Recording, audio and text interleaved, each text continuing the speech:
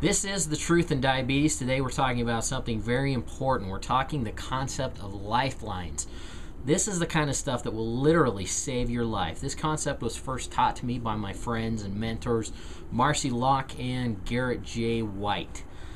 Anyway, so lifelines, who are these people? Let's talk about it. You find out you're diabetic. I don't know how your experience was, but I'll tell you what. In the beginning for me, I felt absolutely alone. I felt like I was the Lone Ranger. Nobody knew what this was all about.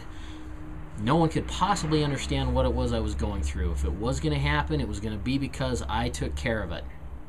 But then I got to go to diabetic camp, and I got to see 8-year-old kids, literally half my age, taking this thing on like it was no big deal. Life is fine.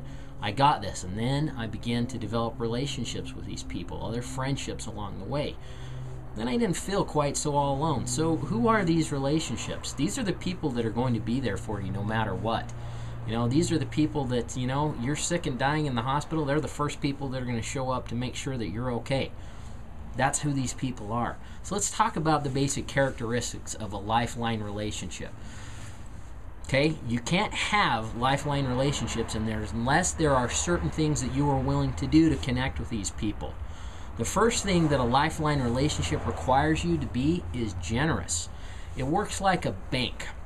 Think of it this way. If you have $100 and you go and put it in the bank, a few days down the road you need that money, you can go and you can make a withdrawal of the bank. I have a really good friend, Steve. Steve has helped me move countless times. Steve gave me a call last weekend and said, I got a problem. I'm down in Las Vegas. I need somebody to help me move my stuff. Can you come? Didn't even have to think about it. Yes. Steve has made so many deposits into my bank, it was no thing to go and see Steve. Steve was very generous with me. Steve is a lifeline. Steve would be there for me in a pinch. But that generosity, him making deposits into my bank, me making deposits into his bank, enabled that relationship. The second characteristic of a lifeline relationship is vulnerability. You got to be willing to be open and honest with these relationships in your life and say, hey, I'm not perfect. This is an area in my life that I'm really struggling, that I need someone to be there for me, someone to give me a hand up. The neat thing about this vulnerability, and with all the characteristics of your lifeline relationships, is it's a two-way street. It doesn't work that just one person is generous or just one person is vulnerable. These are the people who you can literally tell anything to and not be worried about what they think about you, or if they're going to judge you, or they're going to think you're a bad person. These are your friendships and these are your relationships that are going to help pull you out of whatever it is you're in. The next thing to talk about in a lifeline relationship is the concept of candor. Okay? In my best relationships, people will tell me when, you know what, Chris, you suck. This is where you're really sucking it up right now and you need to step it up and do a better job. These are the people who will tell you whatever it is you don't want to hear. If you're an alcoholic, these are the people who will literally arrange for an intervention and the next thing you know, your butt's in rehab. Candor is very important. You've got people that will say, oh, you're doing so great, you're doing so fine, and everything is wonderful. Well, that may be the case, but when it's not, these are the people that will call you on your stuff. Next thing I want to talk about in the relationship is accountability.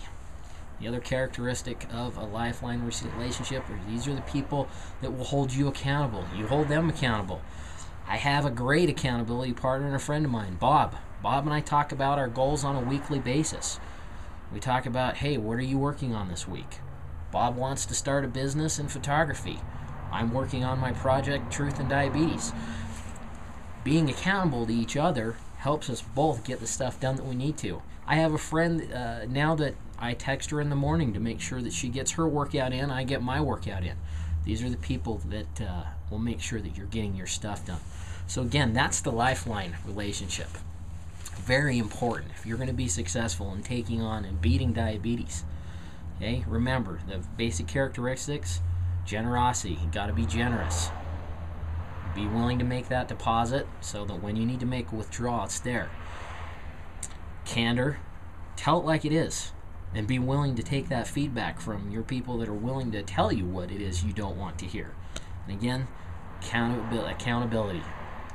These are the people that will help you hold yourself accountable and you hold them accountable. Anyway, Chris Coombs with The Truth in Diabetes. Remember, take care of yourself. Take care of your diabetes. You've got choices. Disease or destiny. Choose what serves you.